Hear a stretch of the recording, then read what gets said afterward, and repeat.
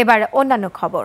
গুরুত্ব হারানোর ভয়ে একটি দল নির্বাচনের বিরোধিতা করছে বলে মন্তব্য করেছেন বিএনপি মহাসচিব মির্জা ফখরুল ইসলাম আলমগীর। তিনি বলেছেন, বিএনপি আওয়ামী লীগের মতো হবে না, বিনয়ী হয়ে মানুষের কাছে গিয়ে ভোট চাইবে।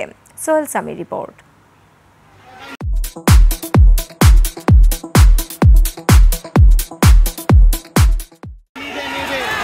রাজধানীর উত্তরায় বিএনপির সদস্য নবায়ন এবং প্রাথমিক সদস্য সংগ্রহ অভিযান উদ্বোধন করেন দলের মহাসচিব মির্জা ফখরুল ইসলাম আলমগীর।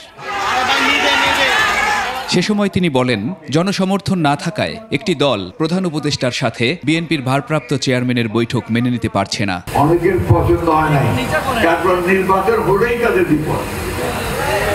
এখন নির্বাচন নাই, তাদের অনেক গুরুত্ব আছে।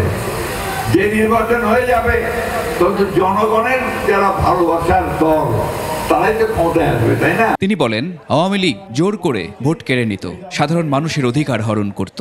ওই জায়গায় তার সঙ্গে আপনাকে ভালোবাসা তৈরি করতে হবে, উইনার করতে হবে, তাকে ভালোবেসে তার কাছ থেকে ভোট কেড়ে নিতে হবে। এদিকে শহীদ রাষ্ট্রপতি জিয়াউর রহমানের সমাধিতে শ্রদ্ধা জানায় নরসিংদী জেলা বিএনপির নবনির্বাচিত নেতারা। অনুষ্ঠানে যোগ দিয়ে রুহুল কবির রিজভী বলেন, আওয়ামী আমলের গুম খুনের সাথে জড়িত পুলিশ ও প্রশাসনের লোকগুলো এখনো ধরাছোঁয়ার বাইরে। আইন শৃঙ্খলা বাহিনী গায়েবী মামলা দিয়েছে, যারা আমাদের নেতা কর্মীদেরকে ধরে নিয়ে গিয়ে পায়ের নখ হাতের নখ তুলে নিয়েছে, তারা এখনো কারো বিচারের আওতায় নিয়ে আসা হয়নি। দেশ গণতন্ত্রে না ফেরা পর্যন্ত বিএনপির সংগ্রাম চলবে বলে মন্তব্য তার। আমাদের আরো সংগ্রাম করতে হবে। সোহেল সামি, 21 টেলিভিশন, ঢাকা।